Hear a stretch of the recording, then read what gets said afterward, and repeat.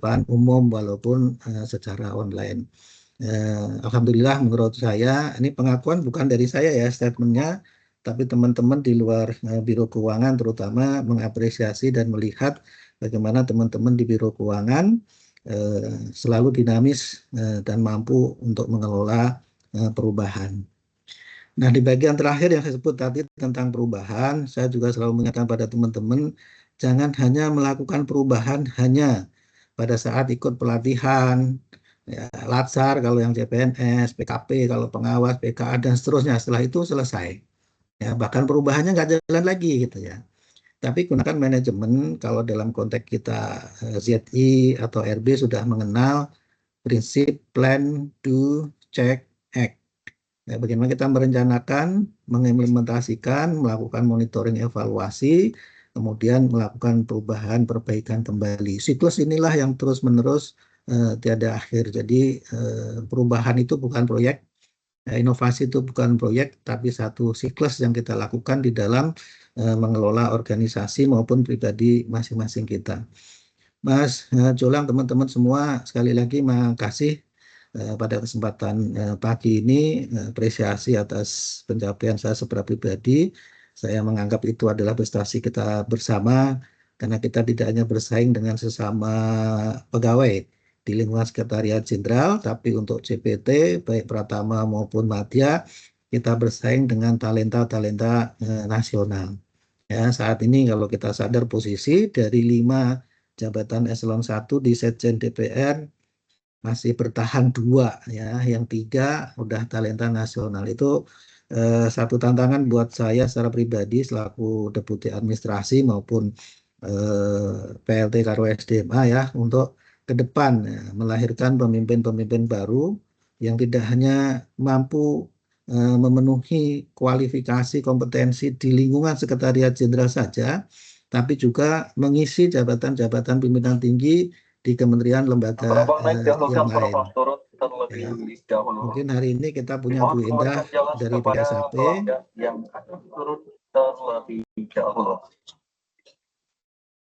Ya, punya Pak Bambang Bocor. Oke, kemudian ada Pak Insan, tapi mungkin saya melihat itu baru awal ya. Kalau bisa mungkin 10-15 tahun lagi, itu kalau nggak nyampe gitu ya, ada Pak Dedi, Pak Sam, Bu Heni, gitu ya, Pak Cucu, Bu Ipung, teman-teman yang hari ini di level itu tidak hanya punya kesempatan tapi mampu merebut posisi sebagai pimpinan tinggi di lingkungan Sekjen maupun di luar. Sekali lagi makasih kesempatannya selama saya mengelola kegiatan di Biro Keuangan maupun S3 pagi ini. Jika ada yang nggak berkenan buat teman-teman, tentu saya juga akan mohon maaf. Beberapa kali mungkin kata-kata saya agak apa ya, nyinggung gitu ya, gosok teman-teman. Ya mau nggak mau memang kadang-kadang kita terlalu nyaman gitu. Nah itu yang nggak bagus kalau dipertahankan. Sekali lagi makasih kesempatannya Mas Julang, kawan-kawan semua. Assalamualaikum warahmatullahi wabarakatuh. Waalaikumsalam warahmatullahi wabarakatuh. Terima kasih Bapak Rahmat Buadi Haji atas sambutannya. Tentu kami juga setuju bahwa zona nyaman itu malah bisa menjerumuskan. Terima kasih. Memasuki acara inti, kami berharap Bapak dan Ibu semua bisa mendengarkan sekaligus menyimak pemaparan dari Coach Tiko atau Bapak Tristiatmoko, yang pastinya akan menjelaskan lebih lanjut mengenai seperti yang sudah dijelaskan Bapak Rahmat Budi Haji mengenai antisipasi, adaptasi, inovasi, lalu ada R1 sampai R3, reality, respon, dan result, dan pastinya akan lebih dalam lagi. Langsung saja memasuki acara inti, kepada Coach Tiko, kami persilahkan waktu dan tempatnya untuk dimanfaatkan sebaik-baik. Baik, terima kasih Mas Jolang. Terlebih dahulu saya boleh ini cross check suara ya, apakah suara saya terdengar dengan jelas? Dengar jelas. Jelas ya, alhamdulillah. Jelas dan tampan. Baik, terima kasih. Oh, suara saya tampan juga. Baik, terima kasih ya. Bismillahirrahmanirrahim. Assalamualaikum warahmatullahi wabarakatuh. Waalaikumsalam warahmatullahi wabarakatuh. Selamat pagi dan salam sejahtera untuk kita semuanya. Pergi berlibur ke Nusa Tenggara, pulangnya bawa pepaya. Cakep. Lagi terasa riang dan gembira bisa berjumpa dengan Bapak Ibu semuanya ya. Wah, alhamdulillah luar biasa. Kita barusan mendapatkan sebuah spirit ya yang saya hormati Bapak Rahmat Budi Haji yang kalau beliau sampaikan tadi koreksi kalau saya salah nih Pak Rahmat ya Budi Haji, jadi sebagai Biro Keuangan tadi menyampaikan satu spirit buat kita ya, dan saat yang bersamaan pun ya saya juga ingin mengucapkan selamat nih Pak Rahmat Budi Haji atas amanah barunya begitu ya sebagai Deputi Bidang Administrasi. Dan kalau beliau sampaikan tadi mungkin ke depan tidak seintens waktu-waktu sebelumnya Pak ya hadir di S3 pagi ini, tapi yang pastinya bolehlah kiranya pagi hari ini kita berikan hadiah yang terbaik nih Bapak Ibu ya. Apa hadiah yang terbaik itu? Sebaik-baik hadiah adalah berupa untayan doa yang indah begitu ya. Nah kita boleh sokong nih, kita support Pak Rahmat Budi Haji dengan amanah barunya, tentu dengan doa yang terbaik kita masing-masing Bapak Ibu. Semoga dengan amanah barunya ini Pak Rahmat Budi Haji diberikan kekuatan pastinya, kesehatan, rahmat dan karunia dari Tuhan Sama Pencipta, dan menambah keberkahan pastinya dengan amanah yang barunya. Boleh ya, kita hadiahkan dulu di pagi hari ini dengan doa terbaik kita. Yang Muslim boleh kita persembahkan surat Al-Fatihah, saudara kami yang Kristiani, Katolik, Protestan, Hindu maupun Buddha, disesuaikan dengan bahasa ajarannya masing-masing. Kita khususkan untuk Pak Rahmat Budi Haji dengan amanah barunya. Berdoa dipersilahkan.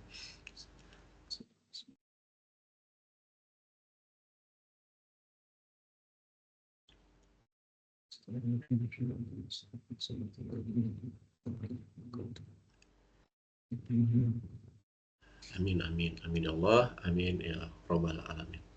Baik, alhamdulillah ya. Kalau dari saya pribadi, Pak Rahmat Budi Haji, jadi dalam budaya ya, dalam budaya itu kan ada 3 sebenarnya yang jadi unsurnya yang penting gitu ya. Pertama adalah adanya values, nilai-nilai yang disepakati yang ingin dibangun di sebuah organisasi. Kemudian yang kedua adalah sistemnya, tapi yang ketiga ini adalah leadership-nya gitu ya, leadership. Nah, saya yakin dan percaya apa yang tadi disampaikan oleh Pak Rahmat Budi Haji dengan membuat sistem sebenarnya ya, membuat sistem termasuk dengan adanya S3 pagi ini ya, kemudian dengan hadirnya beliau di sini, ini semakin menguatkan. Mudah-mudahan Biro Keuangan ya, Biro SDM Aparatur ini juga menjadi role model nih Pak ya di DPR RI pastinya. Jadi kita beri aplaus dulu ya untuk Pak Rahmat Budi Haji dan untuk Bapak Ibu sekalian yang hadir di kesempatan pagi hari ini. Alhamdulillah.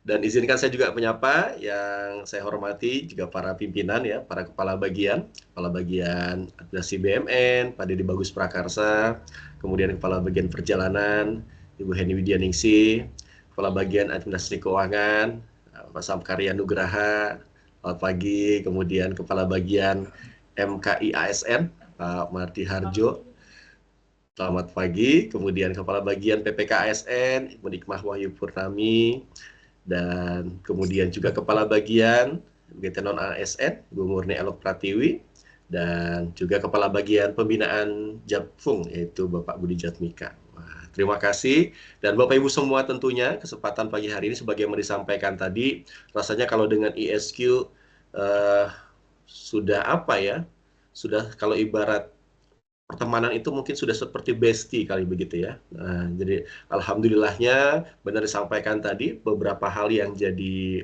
update informasi begitu ya, khususnya di dunia ASN ya melalui BKN, termasuk juga tadi menyebutkan dengan PKN ya, kami bekerjasama juga dengan LAN, dan ternyata luar biasanya Biro Keuangan, Biro SDM Aparatur sudah lebih dulu. Wah, jadi sekali lagi tepuk tangan dulu nih untuk Anda sekalian ya. Alhamdulillah. Baik, izinkan di pagi hari ini saya sekedar sharing ya, saya sekedar berbagi, namanya saja sharing session begitu ya. Dan luar biasa saya mengapresiasi juga ini diadakan setiap Senin pagi, karena kan ibaratnya kalau makan ya, makan itu kan kita terus-menerus setiap hari, termasuk juga dengan ibadah. Nah, apa itu yang saya mau sampaikan adalah satu berupa kebutuhan gitu ya, kebutuhan kita. Yang kedua juga adalah sebagai pengingat kita gitu ya, supaya kita senantiasa terus terjaga pada situasi yang terbaik. Oke, karena waktu yang sangat berharga ya, lebih kurang 60 menit ya, Mas Dolang ya. Nanti kita boleh menyesuaikan. Saya Ya, betul. izin share screen ya, supaya terlihat. Sekalipun Bapak Ibu pastinya sudah mengawali hari di Senin pagi dengan beberapa aktivitas. Mudah-mudahan bisa ini ya. Sebentar. Oke.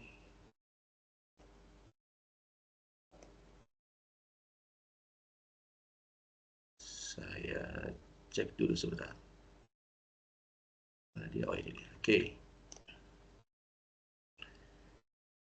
Oke, apakah sudah nampak Bapak Ibu?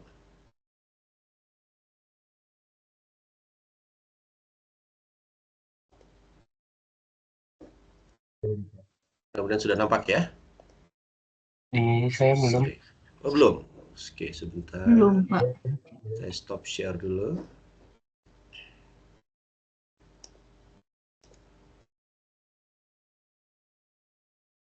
Kalau sekarang bagaimana? Belum juga? Belum, Coach. Belum juga. Oh, saya sudah share. Saya sudah sharing window ya. Bentar. Kalau saya ganti tampilannya, apakah berganti? Belum juga kelihatan ya? Sudah Pak. Sekarang sudah, Coach. Sekarang sudah. Oke, mungkin karena tadi tampilannya adalah sama seperti virtual background Bapak Ibu ya. Baik, izinkan saya memperkenalkan diri dulu. Tadi saya sudah disebutkan, nama lengkap saya adalah Tri Setiatmoko. Tapi Bapak Ibu, teman-teman sekalian, kalau boleh saya panggil juga ya. Boleh memanggil saya dengan Coach Tiko. Ya, karena saya kalau dipanggil nama asli, ya Mas Tri, Pak Tri, begitu, agak lama saya nengoknya ya. Karena memang sedari kecil orang tua saya memberikan nama panggilan kepada saya itu Tiko gitu. Jadi Anda boleh panggil saya Pak Tiko, Mas Tiko juga boleh. Sekalipun kalau di ISQ saya sudah bergabung dari tahun 2010, itu alhamdulillahnya ya saya bersyukur sampai dengan hari ini di kantor gitu tidak ada yang manggil saya dengan sapaan Pak gitu ya. Jadi manggilnya kalau tidak Coach Tiko apa? Manggilnya adalah Kak Tiko gitu. Jadi miriplah seperti Kak Seto ya. Jadi usia berapapun dipanggilnya Kak gitu ya. Oke, dalam beberapa waktu ke depan, izinkan saya menemani ya, kita diskusi sama-sama. Mudah-mudahan kita bisa sama-sama atau saling ini ya, saling berkomunikasi gitu ya. Kita dua arah, kita berdiskusi bersama-sama karena demi Allah tidak ada yang saya mengajari, tapi saya hanya ingin berbagi saja dan mudah-mudahan di antara kita bisa berbagi dan juga bisa berinteraksi. Oke, saya mulai Bapak Ibu dengan sebuah pertanyaan dan kita berinteraksi dulu. Silakan sampaikan di kolom chat, boleh ya? Saya mau tahu dulu nih, untuk pagi hari ini, ya di Senin pagi ini, boleh tidak menyampaikan dalam satu kata yang menggambarkan kondisi emosional Anda saat ini? Oke. Mas Dolong sudah mengawali ini ya dengan bahagia. Wah, oke.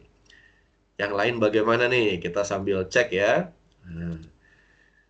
Bersama-sama dengan kitakah di sini. Wah, oke. Sampaikan bahagia, ada yang kesel di jalan. Oke. Kesel ini kenapa nih? Karena macet kah ya? Ada yang menyebutkan datar-datar aja, biasa-biasa aja. Oke.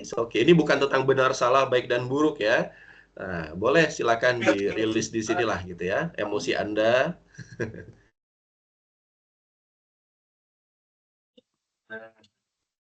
Oh, kesel karena dipepet motor. Oh, ya Allah. Mudah-mudahan baik-baik saja ya. Mantap. Bahagia pusing. Nah, ini menarik nih, bahagia pusing. Nah, ini kombinasi yang unik ya, bahagia pusing. Overwhelmed. Wah, oke. Nah, karena apa nih overwhelmed ya? Bahagia, semangat, senang, happy, sedang kurang fit. Biasa aja, oke, happy, senang. Nemu uang. Waduh, nemu uang ini Masya Allah. Tergantung jumlahnya berapa nih ya. Oke, happy, full smile, bahagia penuh energi, happy yuk, bahagia. Desak-desakan di kereta. Nah, ini apa berarti perasaannya kalau desak-desakan ya? Bahagia. Oke, thank you. Boleh yang lain silakan ya. Kita masih tunggu deh 30 detik lagi. Bingung. Perasaannya bingung. Oke. Alhamdulillah. Aku lihat ya. Apapun pokoknya alhamdulillah. Oke. bahagia, sehat walafiat, semangat. Oke. Tanggal muda masih happy. Oke, jadi ini dipengaruhi oleh tanggal muda ya. Alhamdulillah, masih happy. Karena tanggal muda. Oke, bersyukur, ikhlas. Oke, baik. Alhamdulillah. Terima kasih banyak partisipasinya Bapak Ibu, teman-teman sekalian. Apapun emosi Anda ya. Kenapa sih saya mengawalinya dengan Anda coba merilis apa emosi Anda hari ini ya. Nah, ini kan bagian sebenarnya daripada satu awareness ya. Satu awareness kalau mau diteruskan, ya itulah yang hari ini kita sebut dengan mindfulness ya. Tapi kita tidak sampai ke sana gitu. Dan saya dan percaya Anda sudah sampai ya materi ini dari beberapa pertemuan bersama dengan para coach di ESQ, kaitannya dengan emosi, dengan level energi. Nah, jadi ternyata diri kita ini punya level energinya, ada beberapa level energi yang menggambarkan diri kita sebagai manusia yang disertai dengan emosi yang menyertainya ya. Nah, jadi kalau tadi saya tanya tentang emosi-emosi itu, perasaan dan wajar kan manusia memang punya emosi gitu ya. Dan ternyata itu menggambarkan level energi kita. Nah, jadi yang sebelah kanan ini adalah emosi diri kita, yang sebelah kiri ini adalah level energi diri kita. Ya, jadi level energi pada diri kita ini disertai tandanya adalah dengan emosi yang muncul. Gitu ya. Jadi emosi ini kan seperti sinyal ya, seperti radar. Nah, dia bentuknya gitu ya. Ada beberapa inilah ya literatur lah yang paling sering itu disebutkan adalah energy in motion gitu ya. Jadi bentukan daripada sebuah energi ditunjukkan dengan apa? Dengan emosi yang muncul ya. Nah, tadi sudah banyak yang menyampaikan tentang emosi-emosinya. Nah, sekarang kita korelasikan dengan level energi kita pagi hari ini gitu ya. Nah, ada beberapa level energi Bapak dan Ibu, teman-teman, sahabat sekalian. Jadi mudah-mudahan ini juga bisa jadi cross check ya setiap mengawali hari, termasuk di hari Senin pagi ini gitu ya, dengan berbagai emosi tadi yang menyertai, berbagai situasi dan challenge, tantangan. Anda semenjak bangun dari tidur, di perjalanan sampai di kantor ya, pasti banyak situasinya berbeda-beda kan gitu ya. Nah, ternyata level energi kita terbagi. Nah, saya mungkin mereview secara sekilas saja ya. Saya yakin dan percaya ini sudah sampai kepada Anda. Atau Anda kalau mau lebih detail lagi silakan, ada bukunya namanya Power versus Force yang menulis adalah Dr. David Hawkins. Katanya level energi manusia itu terbagi dalam beberapa level, dari yang paling rendah sampai dengan yang paling tinggi.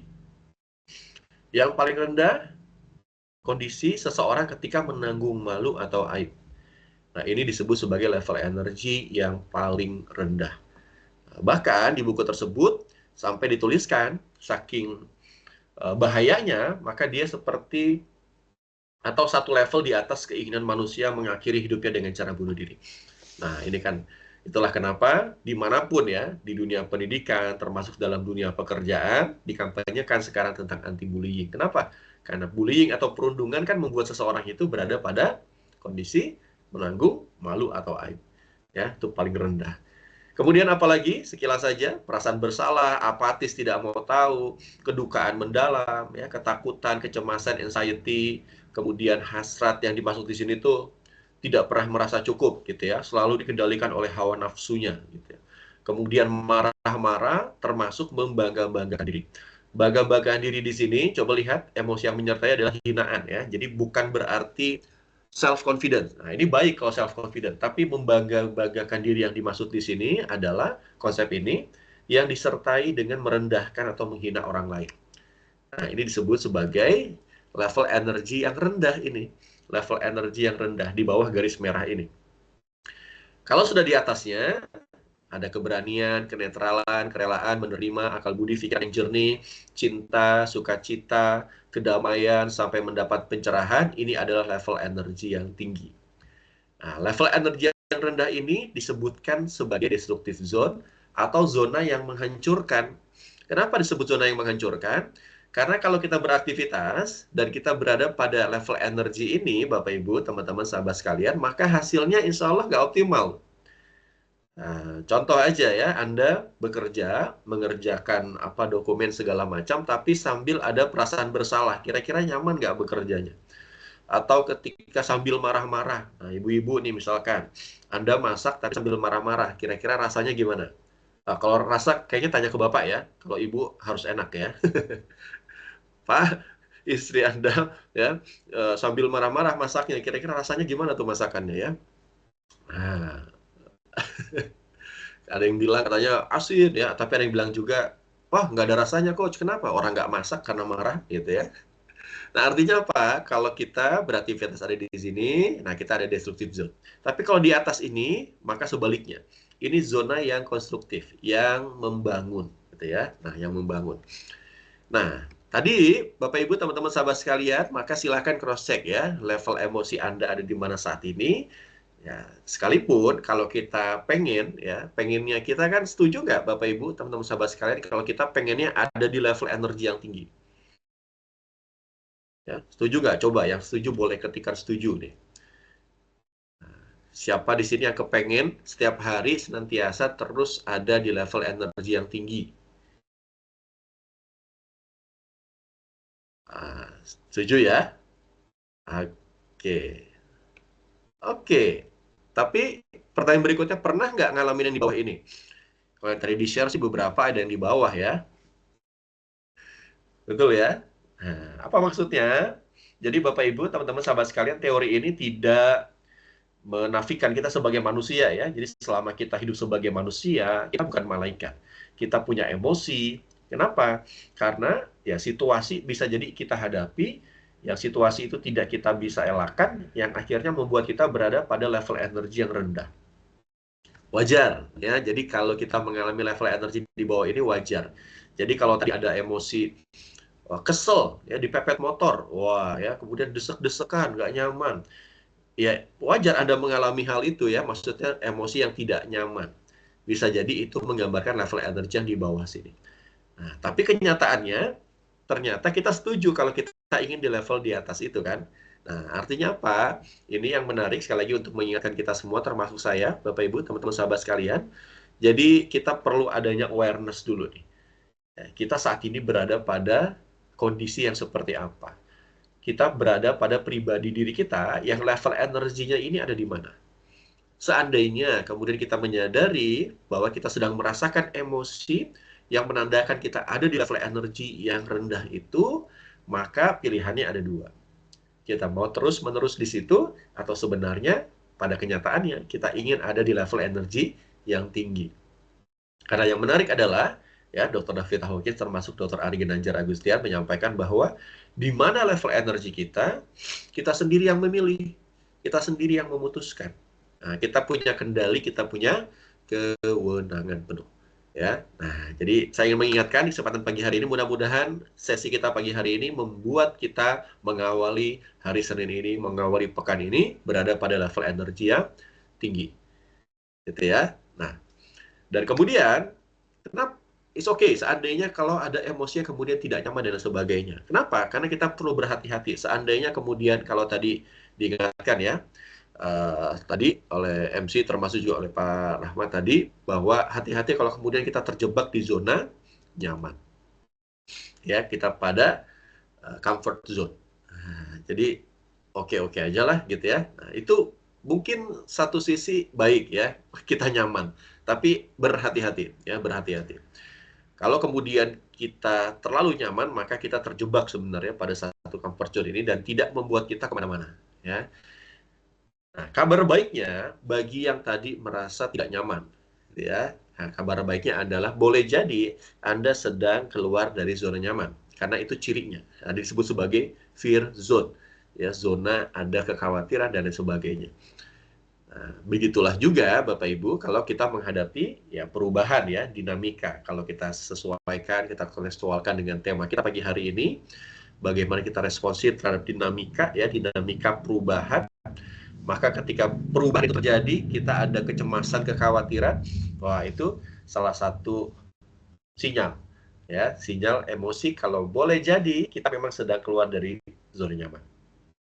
Itu kabar baiknya ya. Nah, lebih baiknya lagi adalah itu adalah langkah untuk kita menuju kepada yang disebut sebagai growth zone di akhirnya.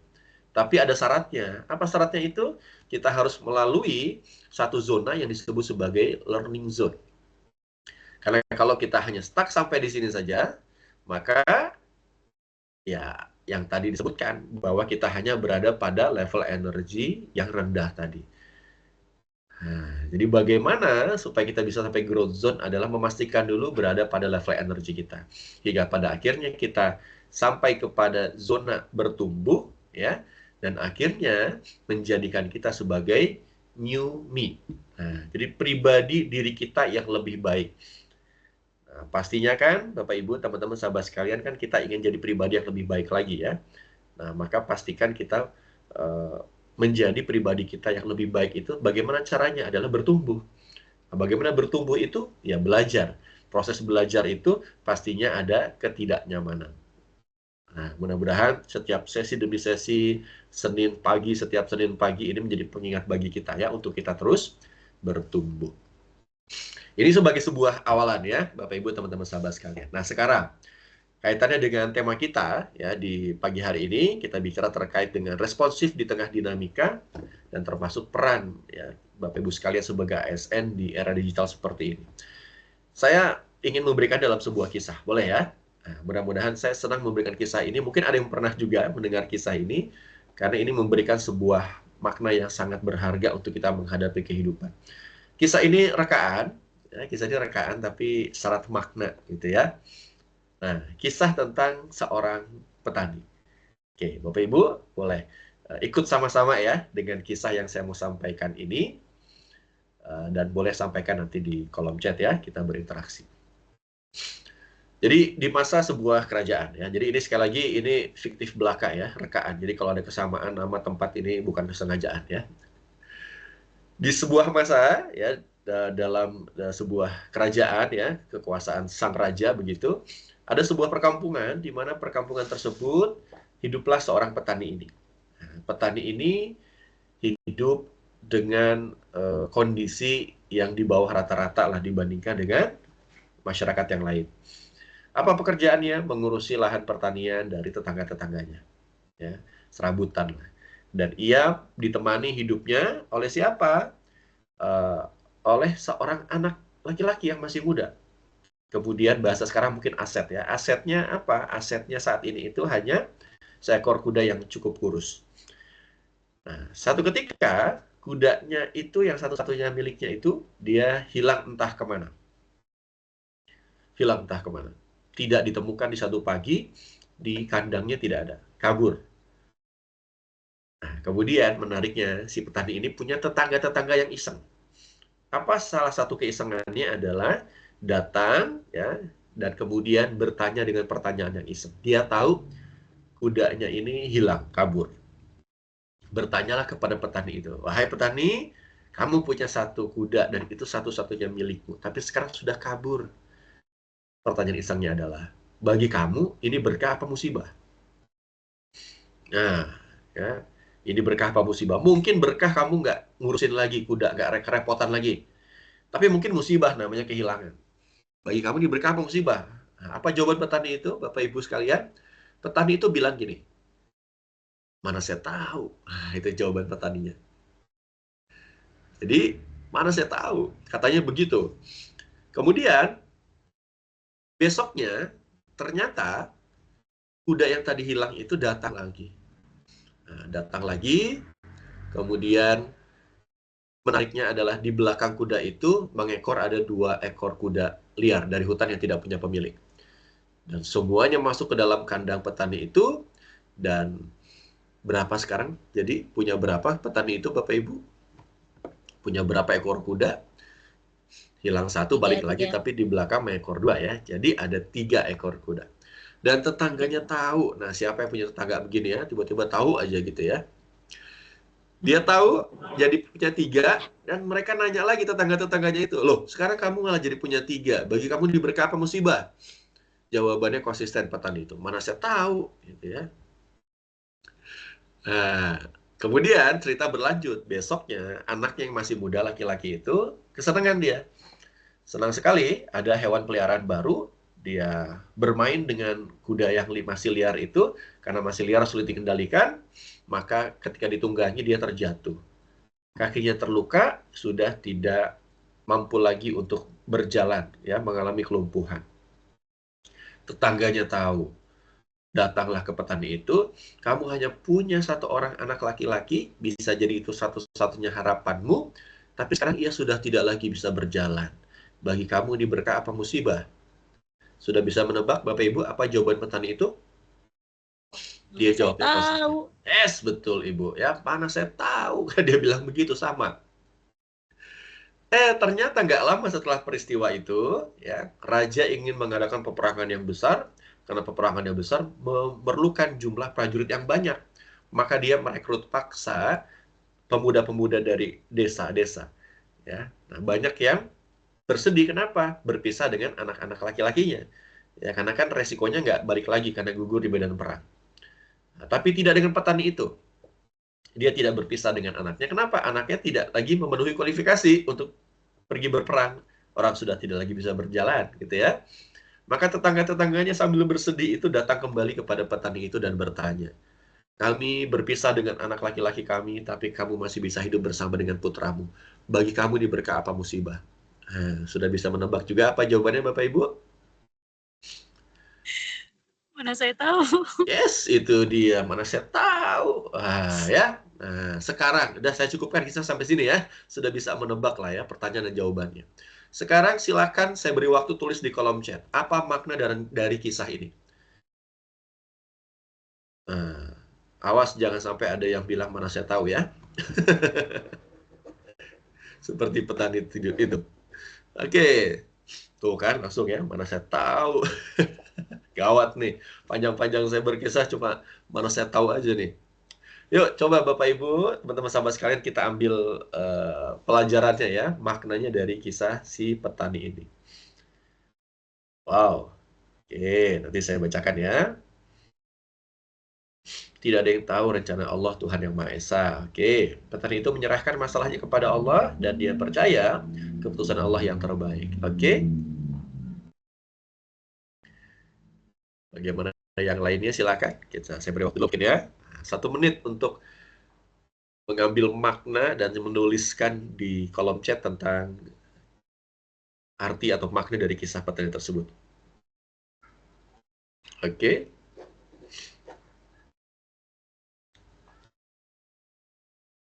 Di balik musibah pasti ada hikmah. Semua sudah diatur sama Allah. Oke.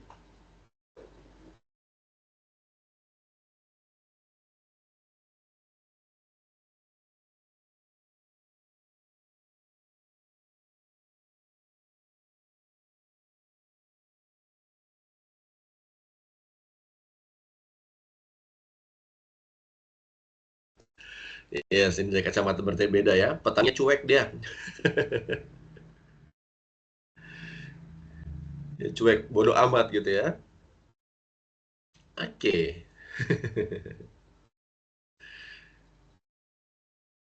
Mengerjakan bagiannya dan tidak memusingkan hal yang di luar kontrol dan bagiannya. Oke, petani itu yakin apa yang akan diberikan pasti yang terbaik.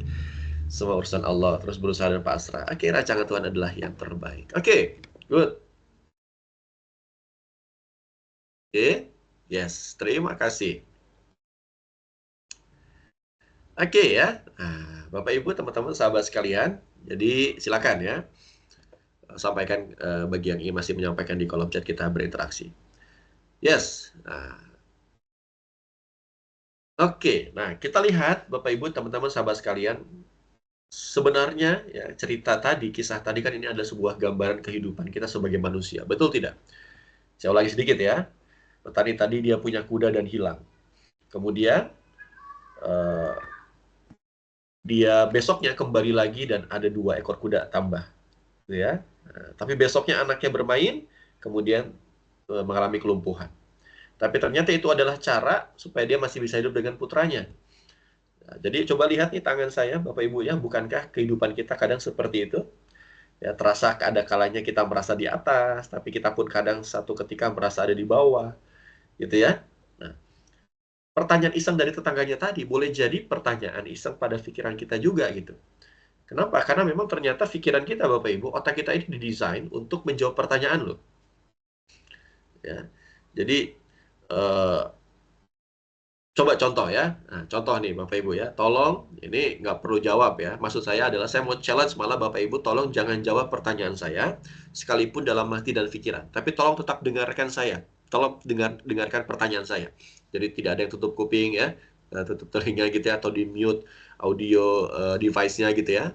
Nah, dengarkan pertanyaan saya, tapi challenge-nya adalah tolong jangan jawab pertanyaan saya, sekalipun dalam hati dan pikiran. Kita coba ya. Di kota mana Anda dilahirkan? Bisa nggak kira-kira Anda tidak menjawabnya? Saya ingin Anda percaya, pikiran Anda dalam hati pasti Anda menjawab. Betul nggak? Kenapa? Karena pikiran kita memang didesain untuk menjawab pertanyaan, Bapak Ibu. Nah, ini menariknya. Kalau artinya, kalau kemudian kita tidak berdialog, ya, tidak ada ngobrol gitu ya. Nah, bisa jadi dalam pikiran kita lah yang menciptakan pertanyaan itu sendiri, gitu ya. Nah, inilah awal mula dari namanya overthinking, sebenarnya begitu ya. Jadi ngobrol dengan pikiran sendiri ya, kadang kebanyakan ya, dan segala macamnya.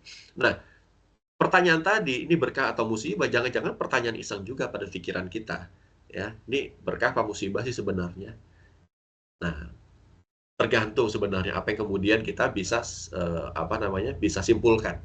Tapi yang menarik adalah kalau kita memiliki satu cara pandang yang tepat, mindset yang tepat, ya, menghadapi apapun dinamika perubahan kehidupan kita, maka insya Allah sebenarnya kita akan menganggap semua itu adalah hal yang baik. Setuju nggak Bapak Ibu? Ya, dan itulah kan yang disampaikan oleh Tuhan Sang Maha Pencipta ya. Beruntungnya orang yang meyakini ya, meyakin kepada Tuhan Sang Maha Pencipta itu, kalau ditimpa dengan hal yang buruk dia bersabar, ditimpa dengan hal yang baik, maka dia bersyukur. Jadi pasti ada hal-hal yang baik selama syaratnya apa? Adalah mindset yang tepat. Ya, mindset yang tepat. Maka ada sebuah kalimat ini ya dari Robert Equin, dia katakan seperti ini, dia menyebutkan dalam artikelnya sebagai moment of greatness. Leaders are at the top of their game when they act from their deepest values and instinct. Jadi leaders di sini mungkin bukan merujuk kepada pemimpin atau pimpinan ya, tapi seseorang lah, kira-kira begitu ya. Seseorang dia berada pada puncak performance terbaiknya, puncak kinerjanya, versi terbaik dirinya, yang berasal dari nilai terdalam dan juga instingnya. Biasanya kapan? Biasanya adalah ketika ia menghadapi krisis, terdesak. Nah, yang sering banyak dicontohkan kan kalau dikejar anjing itu biasanya larinya lebih cepat gitu ya, karena terdesak gitu ya.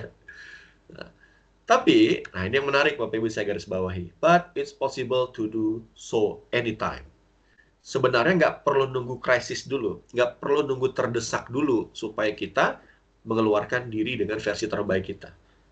Apa syaratnya adalah in the right frame of mind. Ya, dengan pola berpikir atau mindset yang tepat. Ya, pola berpikir atau mindset yang tepat. Nah, Bapak Ibu, teman-teman sahabat sekalian, apa mindset yang tepat itu? Ya. Ada dua hal yang ingin saya sampaikan di sini. Pertama adalah tentang dinamikanya ya. Jadi bagaimana kita bisa responsif terhadap dinamika, kemudian yang kedua adalah bagiannya juga dengan digitalisasi. Kalau kita lihat sekarang perubahan kehidupan, ya kita lihat dulu dinamikanya. Jadi kita akan pada kesimpulan tentang mindset yang perlu kita miliki ya. Kalau kita bicara tentang perubahan, maka hari ini ada sebuah istilah yang disepakati Bapak Ibu, saking bingungnya mencari sebuah istilah sebenarnya. Apa itu? Perubahan zaman sampai dengan hari ini gitu ya. Ada banyak istilah-istilahnya ya. Dalam industri ada industri 1.0 dan seterusnya. Dengan berbagai karakteristik-karakteristiknya. Dalam sisi istilah, macam-macam. Ada dulu yang disebut sebagai triple storm. Ada yang menyebut dengan era VUCA. Kemudian berganti dengan era tuna. Ada lagi yang menyebut dengan bani. Ya, kemudian perubahan berdampak kepada seluruh bagian daripada pastel. Kemudian juga termasuk istilah baru namanya gig economy dan seterusnya. Tapi saking cepat perubahan dan saking tidak jelasnya gitu ya, mau mengistilahkan apa jadinya gitu ya, maka sampai pada sebuah kesepakatan disebut sebagai out of control world. Jadi dunia yang sekarang sudah tidak bisa lagi kita kendalikan, kita kontrol dan kita bisa tebak arahnya kemana nih sebenarnya. Ya, akhirnya kalau kita kaitan dengan digitalisasi, ya kaitan dengan teknologi dan sebagainya, itu akhirnya muncul kan Digitalisasi itu datang lebih cepat daripada yang diprediksi. Inilah cirinya ya dengan beberapa perubahan-perubahan tadi. Hingga macam-macam lah ya kalau di sini mungkin fitur-fitur atau teknologi-teknologi ya apapun itu yang pada akhirnya itu menjadi sebuah hal yang akhirnya akan berdampak ya pada gaya hidup kita. Ya. Yang ingin saya garis bawahi di sini juga termasuk adalah bagaimana keterbukaan informasi sangat cepat dan seterusnya ya. Mungkin kalau saya boleh katakan ini seperti ya pisau bermata dua ya. Pisau bermata dua. Satu sisi kita mudah mendapatkan informasi, tapi hati-hati ya. Karena kan baiknya adalah ketika kita banyak informasi, banyak yang kita ketahui, banyak ilmu, banyak pengetahuan, seharusnya kita bisa lebih bijaksana. Akhirnya kita bisa melihat dari berbagai sudut pandang. Tapi kalau kemudian kita tidak memiliki mindset yang tepat tadi, Bapak Ibu, teman-teman, sahabat sekalian, maka apa yang terjadi? Kita akan mudah mudah mengikuti arus ya, mudah percaya. Kan sekarang kita sulit membedakan ya. Selama itu suatu hal yang baru, maka kita yakini itu satu hal yang benar. Padahal belum tentu seperti itu kan. Ya banyaklah sekarang Bapak Ibu ya, apa yang dibuat sama AI ya tiba-tiba dan orang percaya dan sebagainya gitu ya. Nah, artinya ini pisau bermata dua kaitannya dengan teknologi atau perkembangan kehidupan yang sampai dengan hari ini. Nah, lalu berarti sekarang bagaimana kita menghadapinya gitu ya, yang disebut sebagai the right frame of mind tadi. Nah, ini menarik sebenarnya pesan tadi sudah disampaikan nih oleh saat pembukaan tadi begitu ya. Nah, ingin saya garis bawahi adalah bagaimana kita bisa bukan sekedar mengantisipasi ya, bagaimana menghadapinya. Mindset seperti apa yang harus kita miliki. Oke? Nah, tolong jawab beberapa pertanyaan mudah ini, Bapak Ibu. Nah, silakan tulis di kolom chat. Ya, di kolom chat. Pertanyaan pertama, apakah Anda bahagia hari ini? Coba. Tadi ada yang menyebutkan bahagia ya. Nah, ketika oke, alhamdulillah harus bahagia katanya. Oke, ada biasa aja, oke. Alhamdulillah bahagia sekali. Oke. Oke, apa sih yang bikin atau membuat Anda bahagia hari ini? Boleh share nggak di kolom chat juga nih?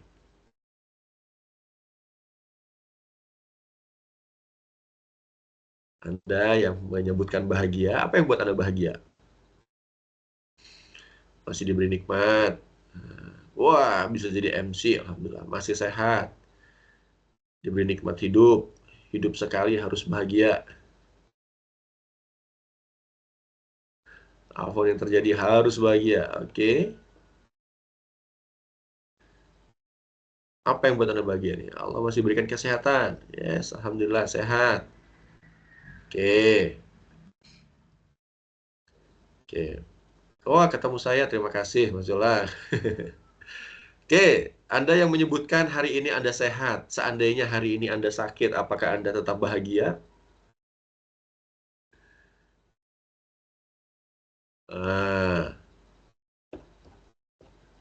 Masih bisa bekerja.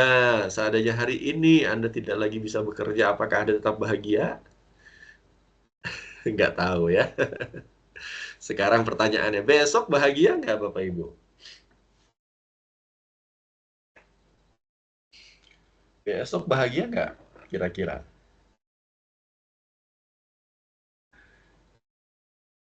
Oke. Oh, ada yang bahagia turun berat badan. Harapannya begitu, Suzon. Oke, insya Allah. Oke, kalau minggu depan kira-kira Bapak Ibu bahagia nggak? Eh, Oke, ini terlepas dari usia ya, terlepas dari usia ya. Kita nggak tahu sampai kapan usia kita. Oke, kemudian tahun depan lah kira-kira. Tahun depan Bapak Ibu bahagia nggak nih?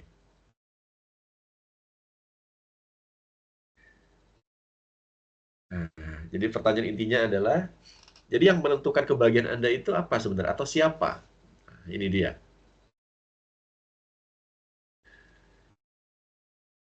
Siapa sih yang menentukan kebahagiaan diri kita sendiri, Bapak Ibu? Isi kepala saya.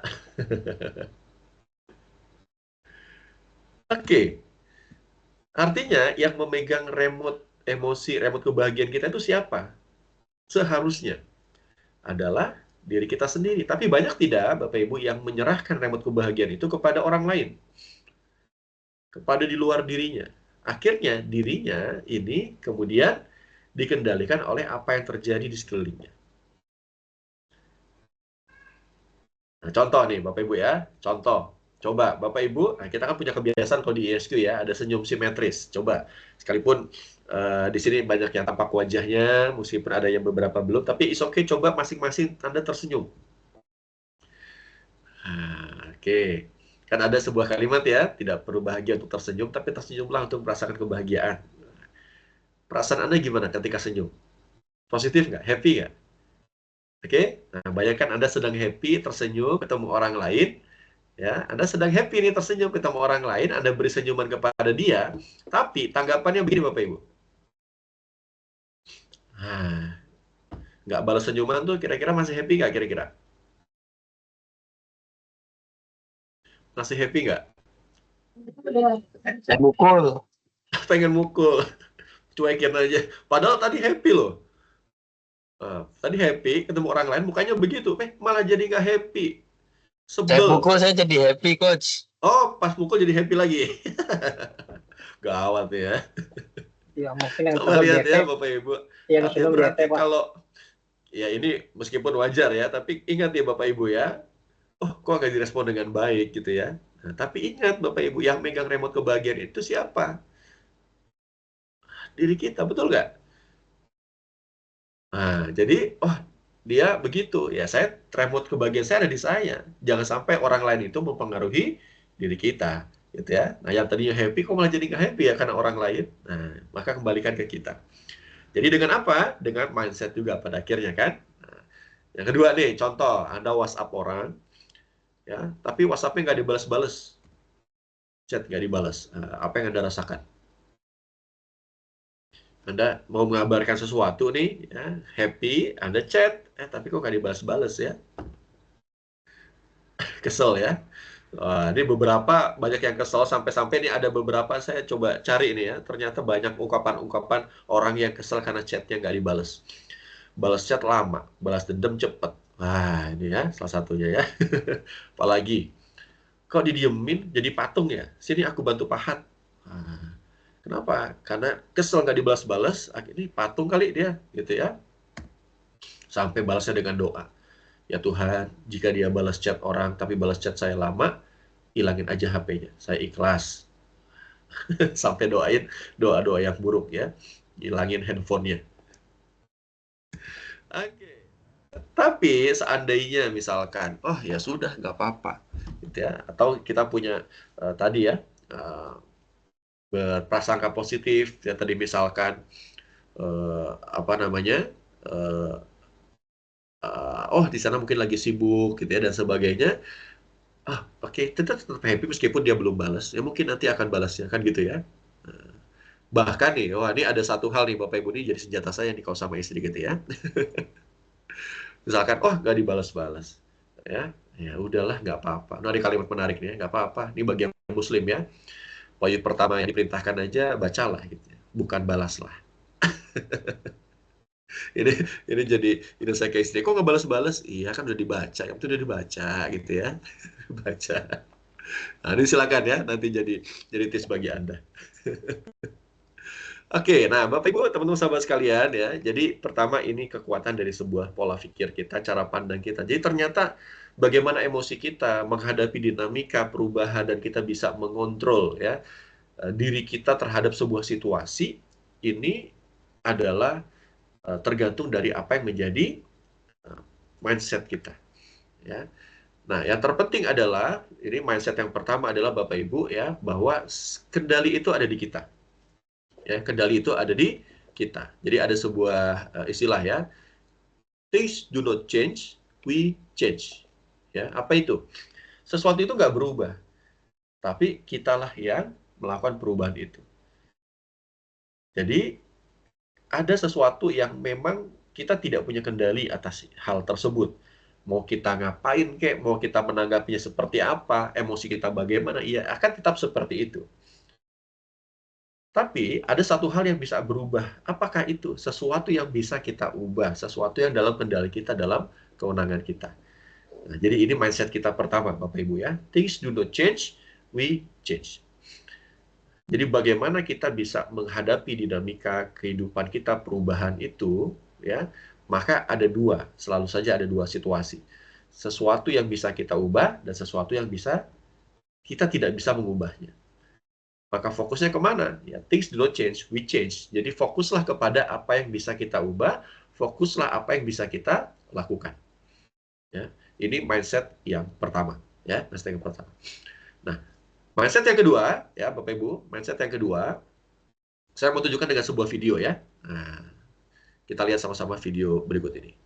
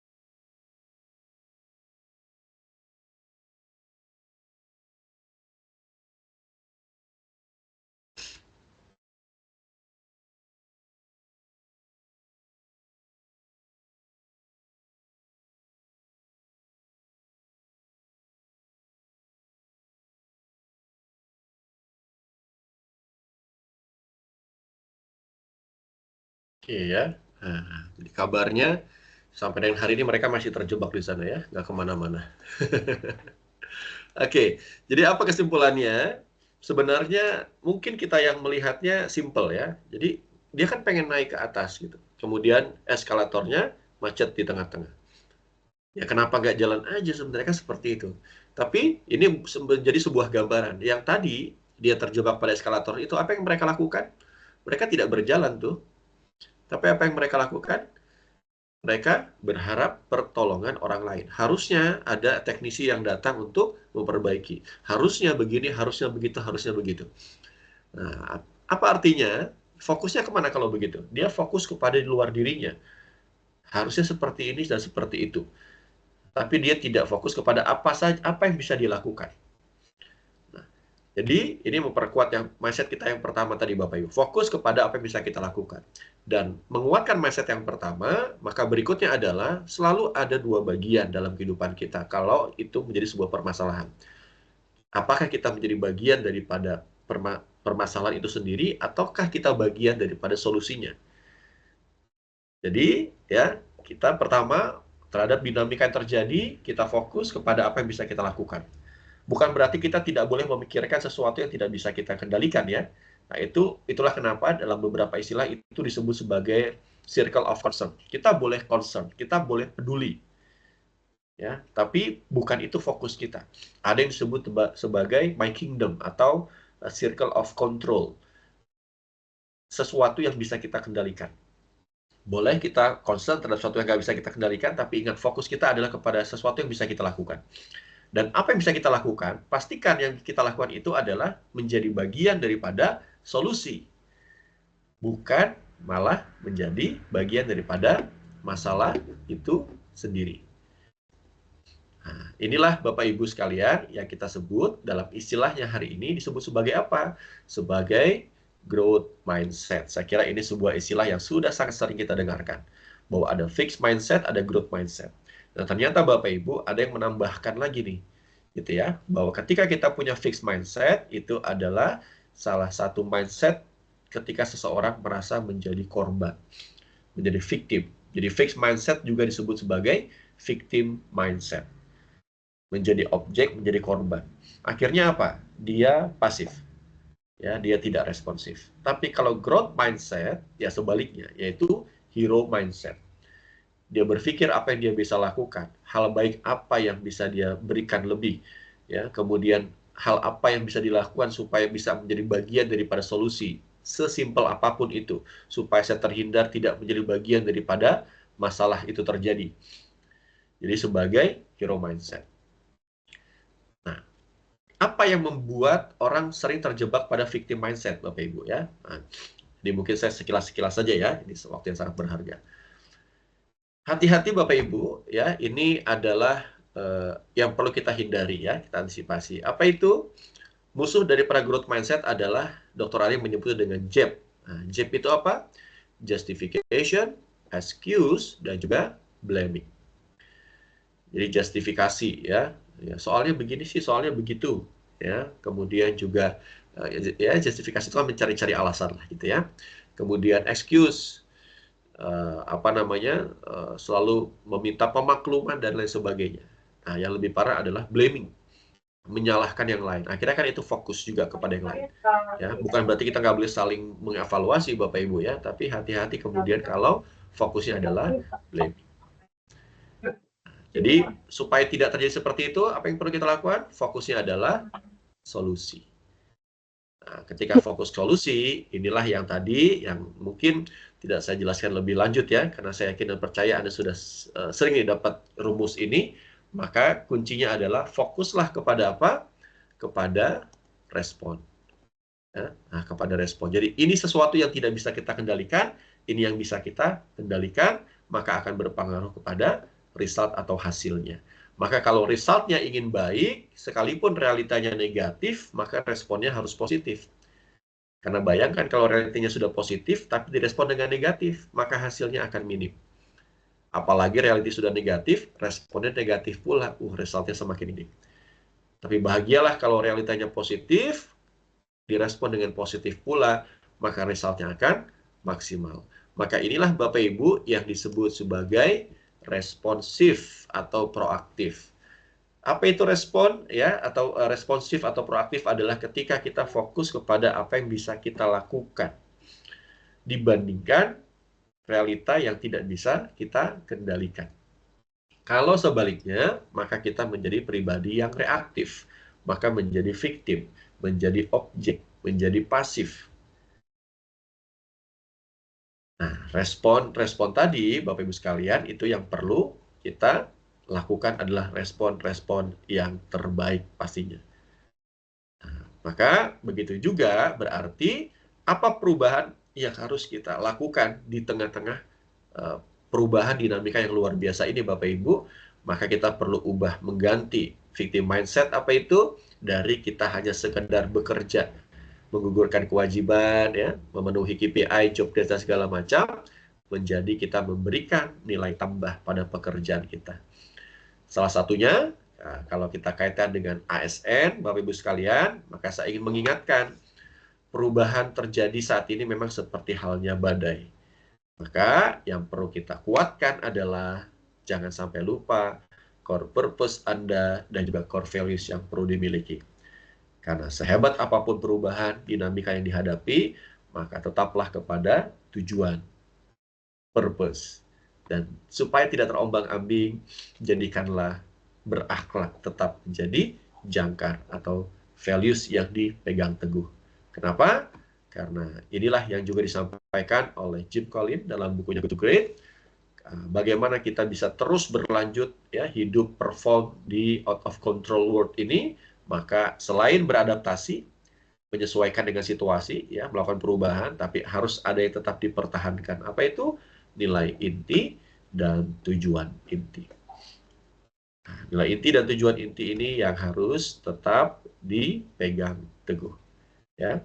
Nah, ini Bapak Ibu sekalian ya. Nah, jadi setelah ini, sebelum saya kembalikan kepada MC, ya, Mas Jolang, ada satu hal yang ingin saya ingatkan, bahwa bicara terkait dengan dunia digital hari ini, ya, maka kita perlu punya yang namanya firewall, ya, filter atau bahkan benteng. Nah, membentengi diri kita dari apa? Dari hal-hal yang banyak ya terjadi di luar sana, yang kemudian kita tidak bisa mengendalikannya sangat cepat dan seterusnya. Tapi jangan sampai kemudian kita menjadi pribadi yang rapuh. Kita perlu benteng yang kokoh itu.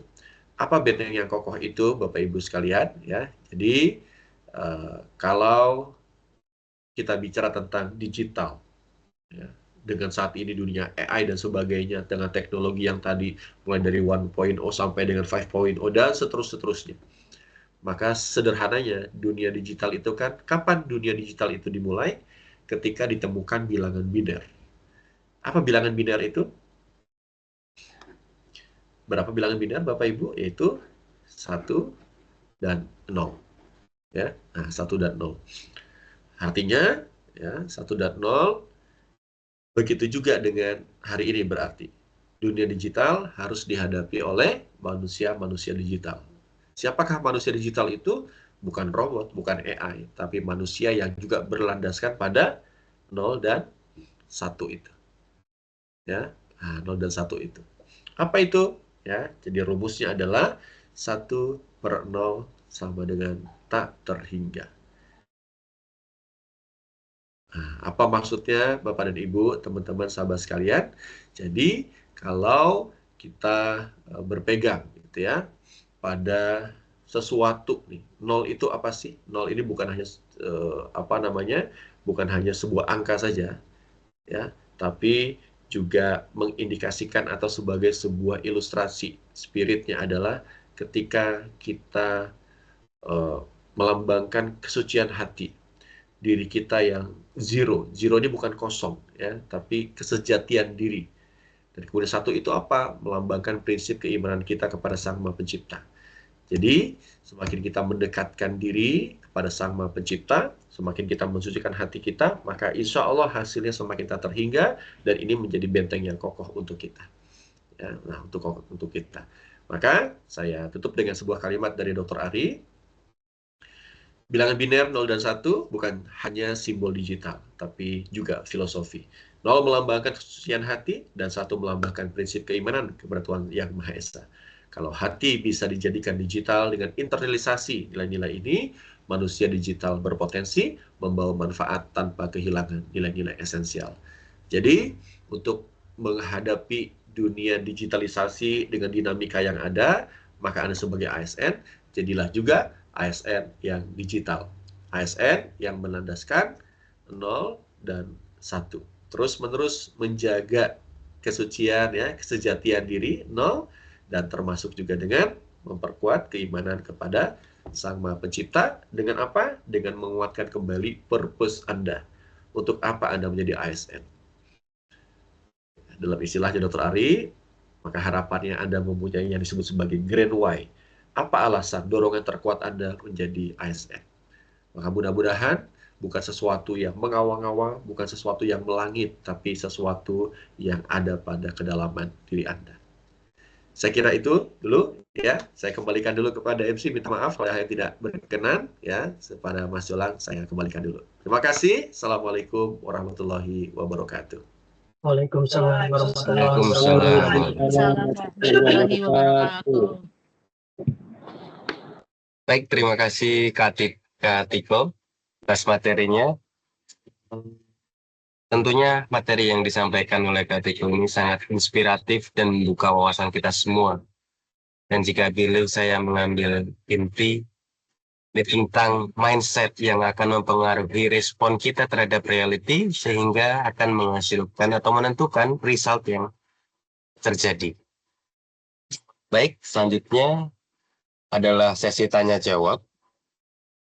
Mari kita semuanya bisa on cam dan melakukan diskusi seperti kata Kak Tiko tadi di awal. Ini adalah sharing session.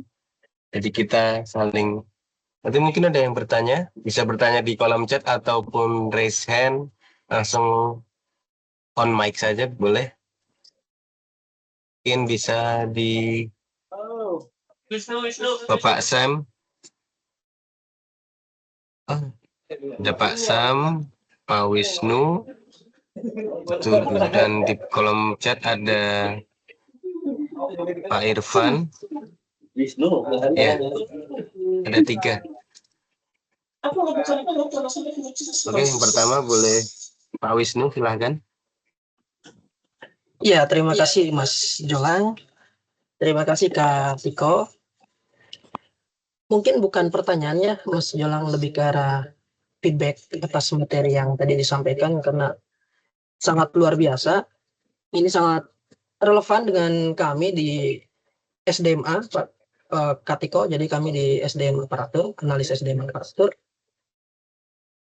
Dan sebetulnya kalau kita bicara tentang human, itu pasti sangat banyak sekali hal yang bisa didiskusikan karena terkadang di lapangan itu sangat dynamic ya. Di sini mungkin ada beberapa yang tadi sangat menyentuh sekali ke penambahan wawasan di kami. Yang pertama terkait dengan leveling, Pak Tiko. Kalau kita lihat di leveling energi dan emosi, artinya itu lebih ke arah dynamic. Karena setiap hari itu bisa saja kita terkadang di level A, kemudian dengan ada stimulus tertentu, kita bisa naik ke level B atau justru turun. Nah, hal ini juga tadi diperkuat dengan ketika Kak Tiko melakukan eksperimen, yaitu bertanya terkait dengan di kota mana kami dilahirkan, otak itu langsung otomatis respon. Artinya apa? Artinya stimulus, ketika kita mendapatkan stimulus, tampaknya memang akan selalu otomatis direspon oleh otak. Yang menjadi masalah adalah stimulus A itu bisa memberikan respon yang berbeda. Seperti misalnya ketika kita dipanggil oleh pimpinan, ada orang yang merasakan dimarahi, ada orang yang akan merasa dipuji. Nah, ketika sampai ke sini saya tadi berpikir, wah jangan-jangan kalau seperti ini, faktor lingkungan seseorang itu sangat mempengaruhi bagaimana dia itu akan selalu mempunyai pola pikir. Apakah dia akan selalu kecenderungannya ke pola pikir negatif, ancaman, jadi akan selalu merasa segala sesuatunya, wah saya akan dimarahi, saya akan diomeli, seperti itu. Atau misalnya dia ke arah pola pikir positif, apakah saya akan diberikan kesempatan dan sebagainya. Nah ini kemudian ketika tadi saya coba uraikan, oh artinya ketika seseorang itu dibentuk di lingkungan A dan ada orang lain dibentuk di lingkungan B, bisa saja ketika dia menghadapi berbagai stimulus, otaknya akan langsung responsif, akhirnya menciptakan level energi yang berbeda, padahal stimulusnya sama. Ini menjadi menarik karena artinya begini, Kak Tiko, apakah mungkin ya seseorang itu sebetulnya orang-orang yang memang dia itu dibesarkan atau kemudian mungkin memang saat ini berada di lingkungan yang kurang konstruktif, artinya destruktif, membuat dia selalu berpikir hal yang sifatnya ancaman, otaknya yang sifatnya negatif. Dia membutuhkan skill coping mekanisme yang tadi Kak Tiko jelaskan cukup detail, ya, dengan bagaimana kita harus fokus sama tujuan, awareness, dan sebagainya, coping mekanisme seperti itu dia butuh skill yang jauh lebih kuat dibandingkan dengan teman-teman yang memang saat ini berada di lingkungan yang mungkin konstruktif. Artinya kenapa? Karena orang-orang dengan background baik keluarganya mungkin ataupun lingkungan kerjanya, lingkungan rumahnya yang destruktif ini kan dia lebih mudah atau lebih rentan mempunyai otaknya itu akan otomatis merespon secara ancaman. Artinya energinya, emosinya mungkin dia akan berada di level bawah. Jadi dia butuh suatu coping tadi, Kak Tiko, itu yang saya pikir harus lebih skillful dibandingkan dengan teman-teman yang memang lingkungannya mendukung seperti itu. Artinya ketika ada dua orang yang mempunyai kemampuan mengelola stres yang sama, namun lingkungannya berbeda, bisa saja kita harus lebih respect kepada orang-orang yang dia dibesarkan dari keluarga yang broken home misalnya. Kemudian lingkungannya juga kurang konstruktif, tapi dia mampu untuk mengolah tadi stimulus-stimulus yang sifatnya negatif tadi. Dan tentunya ini menjadi cukup paradoksial menurut saya, karena kita dituntut untuk berinteraksi secara normal, namun justru lingkungan itu yang kadang membuat luka seperti itu kan. Kemudian juga terkadang ada beberapa teman juga yang terlalu positive thinking, namun itu justru jadi racun Kak Tiko. Artinya kita itu pada tahap di mana kita itu tahu secara teori bagaimana kita mengelola stimulus tadi, stres stimulus tadi, namun kita sepertinya belum pada level paham maknanya. Karena kita selalu banyak sekali orang-orang bilang kita harus selalu positive thinking. Namun saya merasa bahwa ada level tertentu ketika kita selalu positive thinking itu meracuni. Karena ketika ada kecurangan, ada hal yang sifatnya menzolimi kita dan kita selalu positive thinking, saya pikir itu akan menghancurkan kita juga gitu kan. Artinya memang masalah human ini cukup kompleks, cukup banyak paradoksial antara satu human dengan human yang lain, tidak bisa juga mempunyai treatment yang akan sama rata seperti itu. Mungkin itu Kak Tiko itu sangat relate sekali. Tadi saya baru sadar ternyata hal yang selama ini kita lihat ternyata memang ada teori dan ada penjelasannya seperti itu. Mungkin itu Kak Tiko. Mas Jolang, terima kasih. Baik, terima kasih Mas Wisnu. Mungkin dari Kak Tiko ada tanggapan atau kita langsung next ke pertanyaan selanjutnya. Mungkin sedikit ya menanggapi aja tadi. Terima kasih ya Mas Wisnu tadi, itu yang akhirnya disebut tadi ya dengan toxic positivity ya. Jadi terlalu positif malah jadi racun juga gitu ya. Tapi yang saya menarik tadi yang mau saya highlight adalah tentang stimulus ya. Jadi memang perkembangan hari ini, dan benar ya, namanya manusia itu unik gitu ya. Ini nggak bisa kita menteorikan atau bahkan jadi itulah kenapa leadership itu ya, ilmu tentang sumber daya manusia itu mungkin tidak masuk ke dalam sains ya, jadi di art gitu ya, seni. Bagaimana bisa terus berkembang karena saking kompleksnya ciptaan Tuhan bernama manusia itu gitu ya. Sampai pada akhirnya mungkin yang bisa kita lihat dari, kalau sudut pandangnya teori kan ada yang disebut dengan positive psychology ya. Jadi manusia itu 50-50 nih. Jadi kalau dulu kan Bapak Ibu kita sering dengar ya, manusia lahir itu seperti kertas kosong gitu. Ini kan teori behaviorism gitu ya. Nah, tapi saat ini kita kenal dengan positive psychology, bahwa manusia lahir itu 50-50. Jadi nature and nurture ya. Jadi ada bawaan lahir, ada bentukan lingkungan gitu. Jadi bentukan lingkungan ini tetap akan punya pengaruh gitu ya. Jadi kenapa? Karena ya apa yang sering dilihat, apa yang sering didengar, apa yang akan sering dirasakan oleh seseorang ini akan menentukan bagaimana dia bertindak, berperilaku gitu ya. Nah, ini akan menentukan. Tapi ternyata itu 50% saja. Tapi ada 50% lainnya adalah bawaan lahir itu berupa potensi dari Tuhan ya. Jadi itu yang kita kenal dengan fitrah manusia lah gitu. Jadi setiap kita pasti punya fitrah ya, punya dorongan potensi terbaik gitu. Contoh lah Bapak Ibu ya, misalkan setuju nggak kalau saya menyebutkan Anda semua di sini suka dengan kejujuran, suka dengan keadilan? Setuju. Kenapa?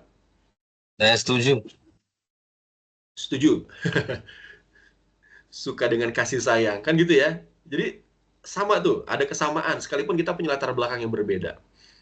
Nah ya, ini membuktikan bahwa kita punya dorongan yang sama nih, punya fitrah yang sama. Jadi punya bawaan lahir yang sama. Tapi lingkungan kadang dia punya pengaruhnya.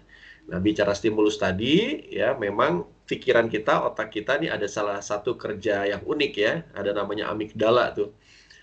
Dialah yang berfungsi untuk kita safe. Ya, dialah yang akan bertindak gitu ya, untuk supaya kita aman. Tapi sayangnya hati-hati, kadang amigdala ini menghijack. Akhirnya kita cepat mengambil kesimpulan. Nah, itulah yang reaktif. Jadi apa sih bedanya reaktif dengan responsif gitu ya?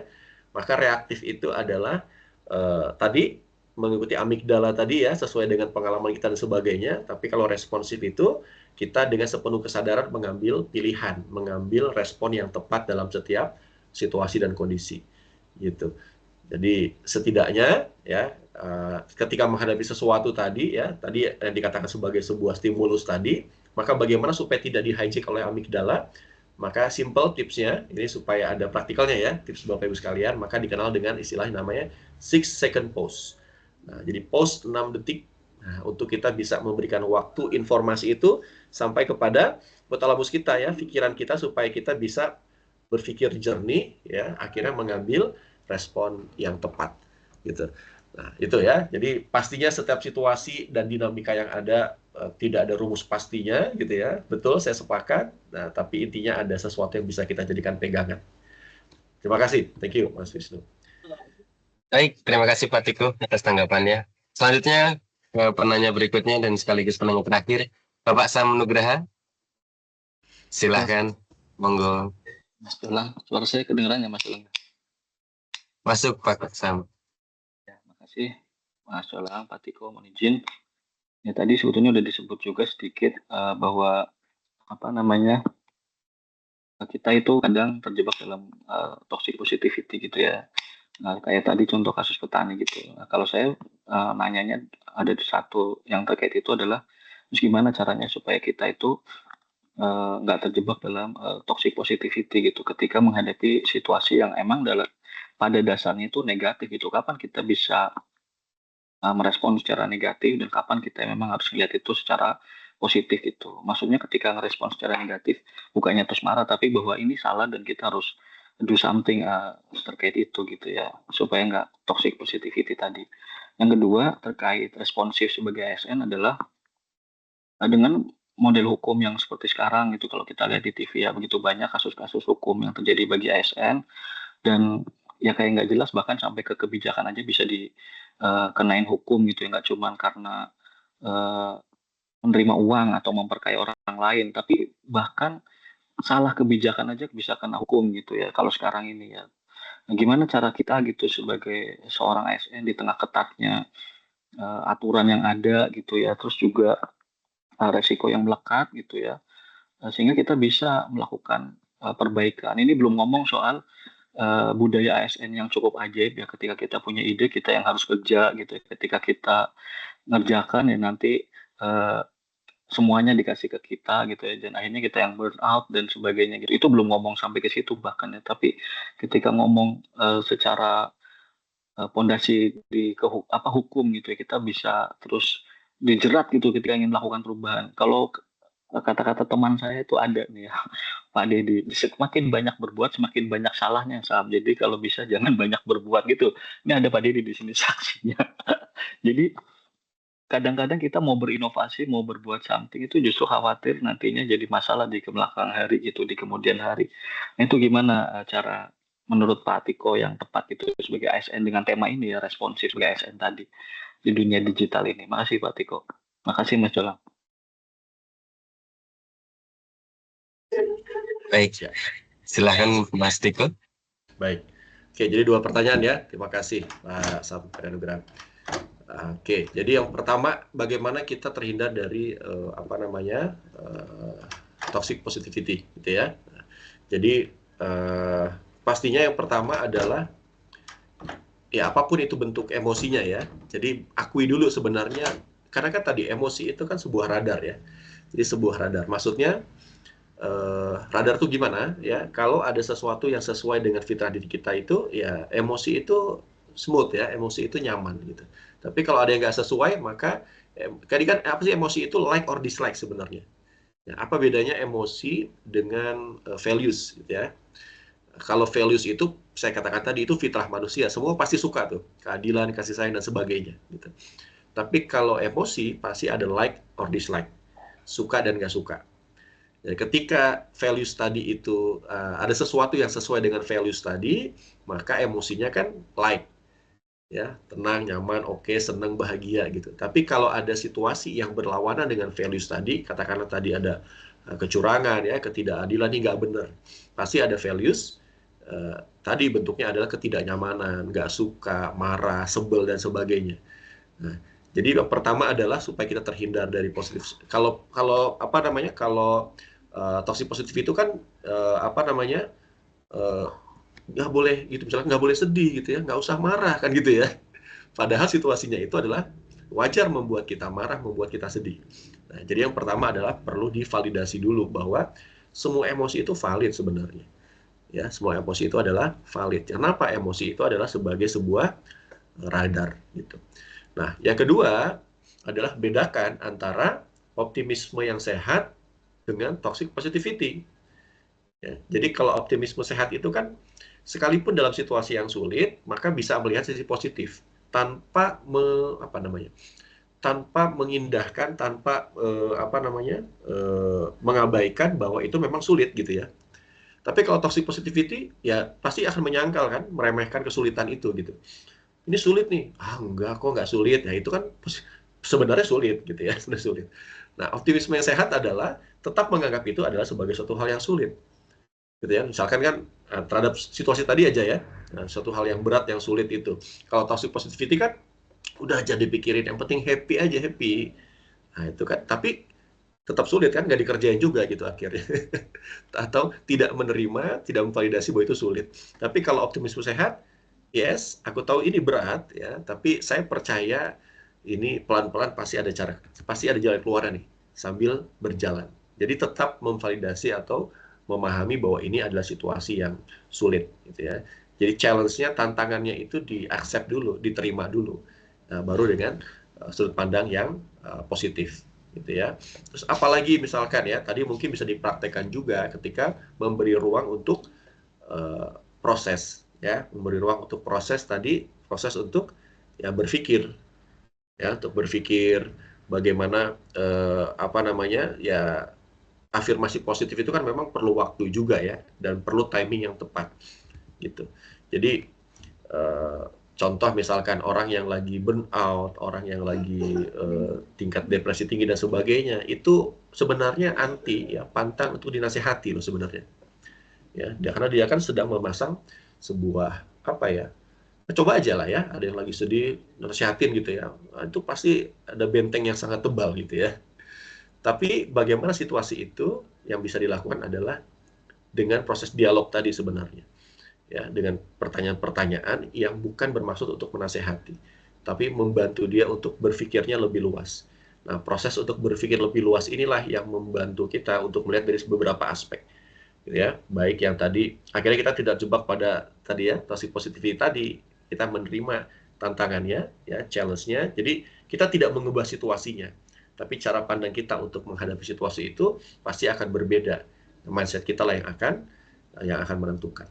Gitu ya. Nah, mungkin itu tips singkatnya gitu ya, Pak Nugrah. Jadi validasi dulu emosinya, dan bukan berarti salah tadi kenapa saya sampaikan manusiawi kalau ada di level energi rendah itu ya, tapi kan pilihan ada di kita meresponnya seperti apa supaya tadi kita bagian daripada solusi gitu ya, dan kita tetap dapat manfaat gitu. Jadi saya sering kasih itu tuh ya, kalau ada misalkan seseorang yang kesel kepada orang lain, kesel kan gitu ya, ngomong gini-gini, pertanyaan saya, dia kesel nggak kira-kira? Tapi sekarang nyaman nggak kalau kita kesel sama dia? Bisa jadi dia yang kita keselin itu lagi nyaman-nyaman aja tuh, tapi kita malah jadi punya beban berat gitu ya, mikirin dia gitu ya. Nah, ini respon kita yang terbaik tadi ya, berada pada level energi yang tepat tadi gitu. Nah, mungkin untuk yang kedua bagaimana mengantisipasi ya di dunia ASN dan segala macam dengan bentuk hukum dan seterusnya.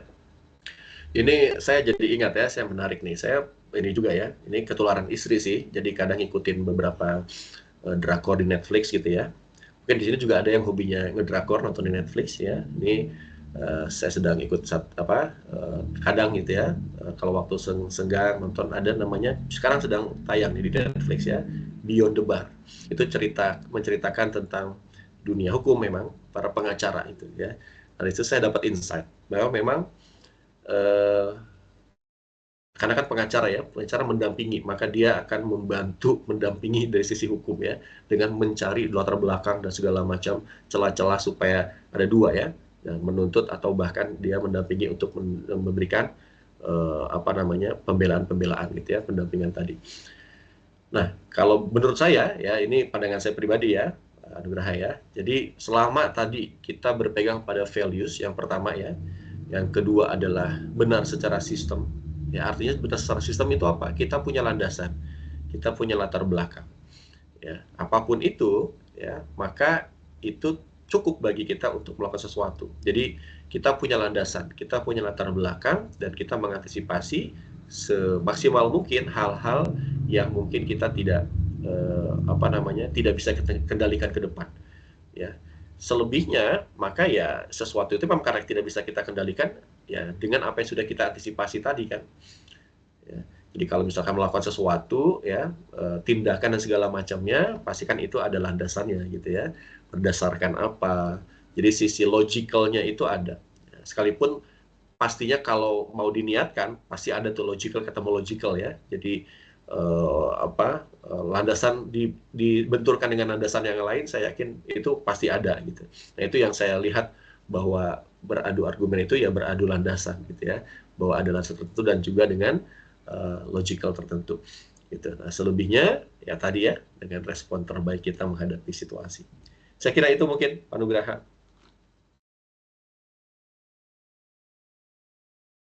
Baik, terima kasih Mas Tiko atas jawabannya. Terima kasih juga kepada Mas Wisnu dan Pak Sam Karya Nugraha atas tanggapan dan pertanyaannya.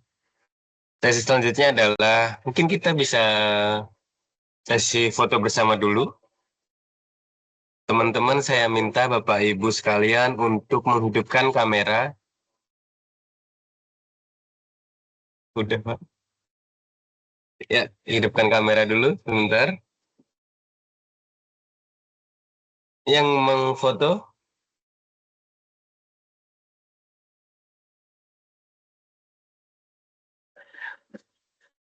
oke. Untuk halaman pertama dulu, kasih senyumnya. Halaman kedua, senyumnya yang lebar. Halaman ketiga, senyumnya giginya mana? Halaman keempat, aduh banyak yang mati. Sertifikatnya mana? Halaman kelima, Mbak Sukma Anggraita senyumnya manis banget. Halaman terakhir, oke, aduh, mantap. Baik, sesi selanjutnya adalah sesi kuis. Seperti biasa di acara sharing session Senin pagi, selalu ditutup dengan acara kuis yang menarik dengan hadiah yang sangat unik. Baik, kepada Mbak Fitria, silahkan diambil alih. Monggo. Baik, terima kasih Mas. Sekarang kita memasuki sesi kuis Kahoot seperti biasanya. Izin untuk Mbak Sarah mungkin bisa share screen.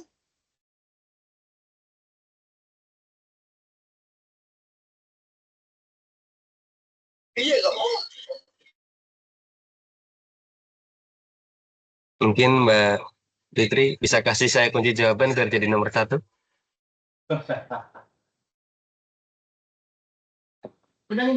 Boleh, iya. Udah siap Mbak Sarah?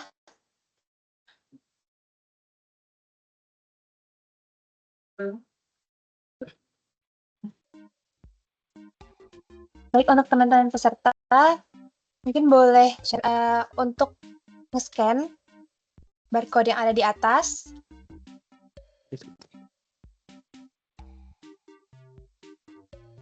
Oh, seperti biasa ya, Bapak Ibu jangan lupa untuk namaannya diberikan nama yang asli. Kalau inisial boleh, asal jangan yang aneh-aneh, nanti ada kesulitan saat penukaran voucher.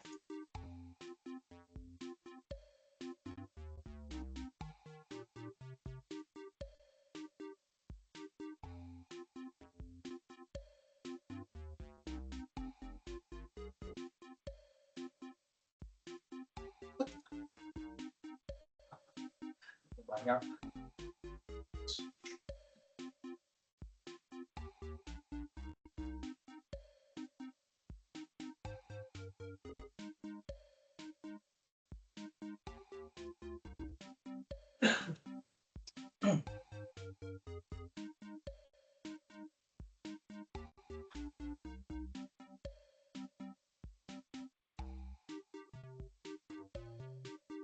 Makin kesini namanya makin bener ya.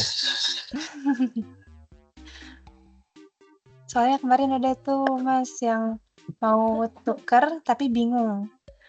Namanya soalnya nggak iseng ya. Ternyata dia menang. Saya serius kalah terus.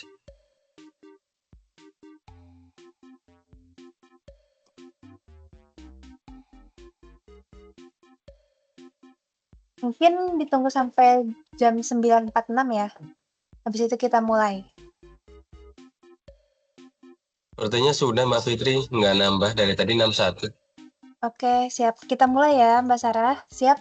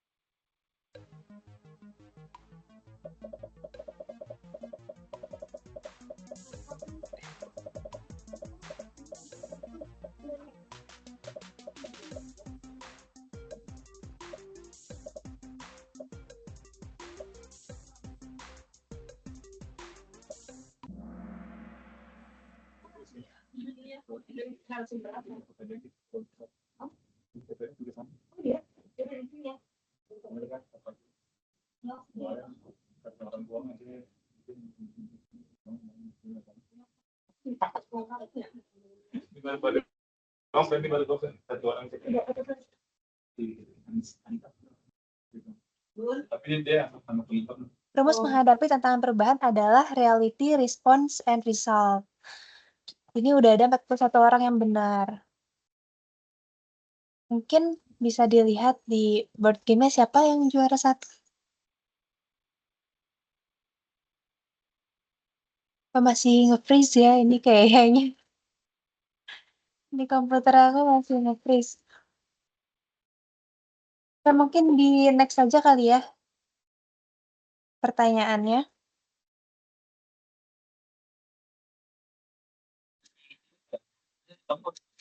Mbak Sarah?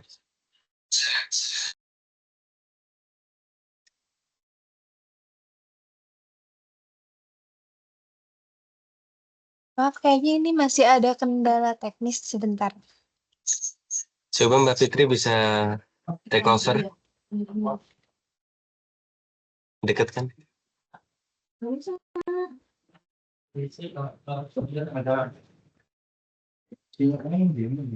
Masih nggak bisa sebentar.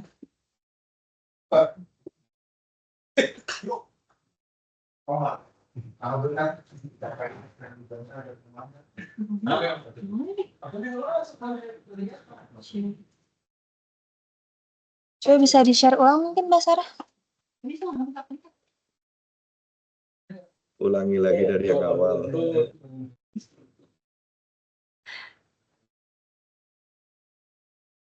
Masih belum muncul.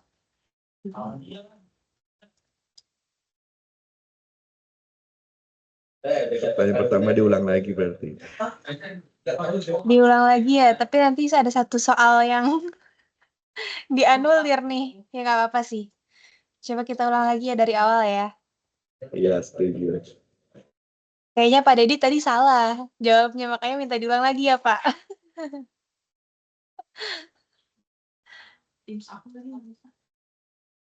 Fitri, saya sudah di podium tadi. Wah, maaf ya Pak Dedi. Itu Pak Dedi bukannya yang ngomong. Sekarang Dedi cuma satu.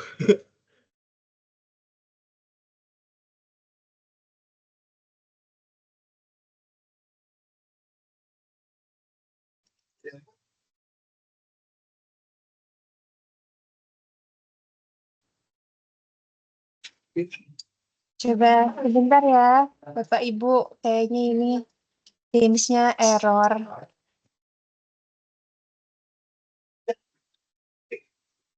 Apa hadiahnya kita kasihkan ke MC aja sama narasumber ya Mbak Fitri? Setuju, kasih MC aja, kasih MC. Setuju. Ini Mbak Sarah ketar-ketir Kasih MC hadiahnya aja. mau dikasih MC. Kok gedar-gedir? Ikhlas aja nggak? Coba lagi ya. Ulang lagi ya.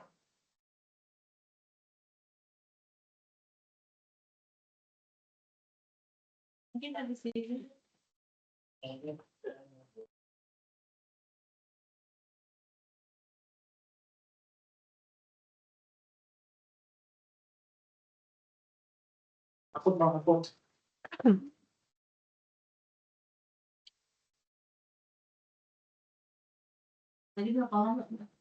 Tadi ada 61. Kita tunggu sampai 952 ya.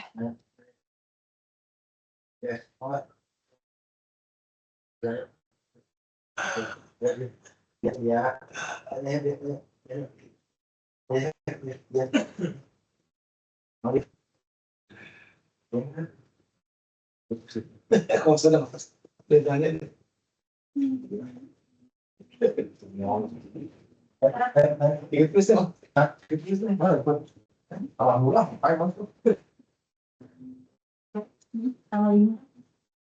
Enggak bosan.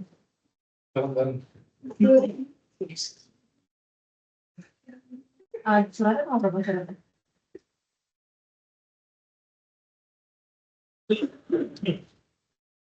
Udah 952, mungkin bisa dimulai kali ya Mbak Sarah.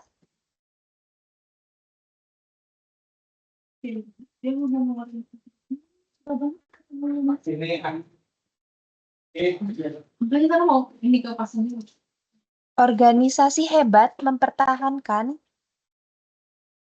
core values dan core purpose, struktur organisasi yang kaku atau produk yang sama selama puluhan tahun, atau semua SOP lama tanpa perubahan.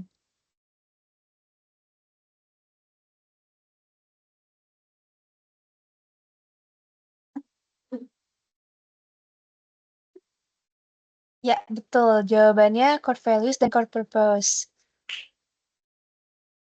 Ini masih ada yang salah ya.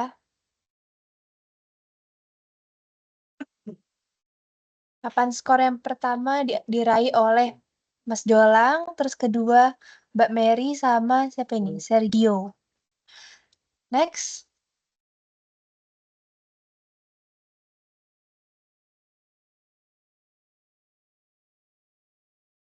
Zona di masa seseorang mulai menghadapi tantangan dan memecahkan masalah. Disebut. Tadi kayaknya udah sering nih disebutin sama Coach Tiko.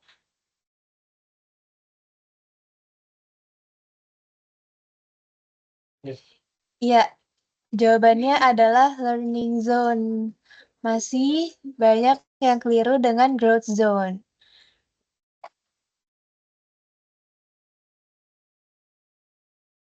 Next. Alasan budaya organisasi disebut sebagai kompas internal adalah menjadi acuan tindakan saat krisis, mengganti peran pimpinan, mengatur aturan hukum formal, atau mengurangi jumlah pegawai.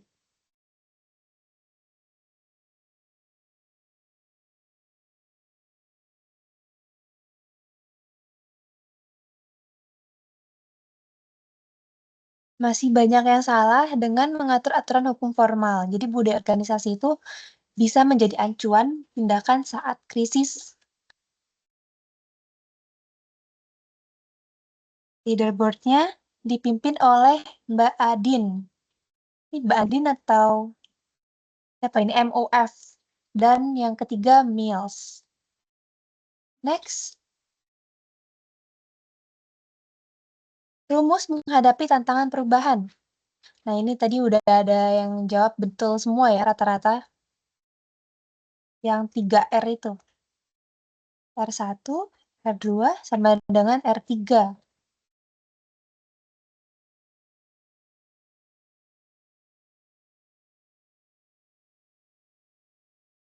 Wah, ternyata masih banyak yang salah. Jadi, R1-nya itu reality, yang kedua respons kita, yang ketiga result. Respon kita akan menghasilkan, memberikan dampak ke hasil kita. Next.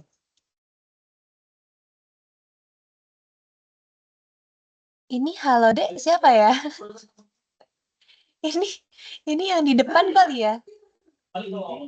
Mindset yang fokus pada solusi adalah yang pertama justification mindset, victim mindset, fixed mindset, atau hero mindset.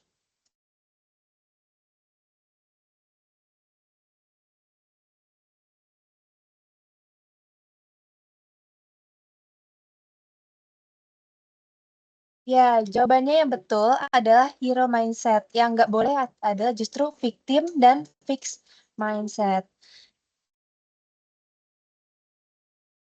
Kita lihat podiumnya. Yang ketiga ada siapa? Ada HF. Wah, pakai inisial ya. Ada D3D. Dedi. Ini Pak Dedi deh kayaknya. Dan yang pertama Mbak Yas. Kepada 3 pemenang, nanti boleh mengambil voucher doku di bagian administrasi keuangan di saya atau di Mbak Flo. Juara 6 Terima boleh nggak? kasih. Nggak boleh, Mas Juara 6 Yola. ya. Nggak boleh. Sedih banget. Nanti coba lagi minggu depan, oke? Oke, terima Oke. kasih teman-teman semua. Terima kasih. Bapak Ibu sekalian, tibalah kita di penghujung acara pada pagi hari ini. Mari kita simpulkan bersama bahwa sebagai ASN di era digital kita dituntut untuk selalu adaptif, responsif, dan inovatif agar mampu memberikan pelayanan publik yang lebih baik kepada masyarakat. Semoga kegiatan ini membawa manfaat nyata bagi kita semua. Akhir kata, saya sebagai MC pada hari ini memohon maaf apabila ada tutur kata yang kurang berkenan. Wassalamualaikum warahmatullahi wabarakatuh. Salam sejahtera dan sampai jumpa pada kesempatan berikutnya. Waalaikumsalam. Terima kasih. Terima kasih Coach. Terima kasih Jola. Terima kasih Coach Tiko. Terima kasih semuanya. Terima kasih Coach Tiko. Sehat-sehat Coach Tiko. Terima kasih hadiahnya.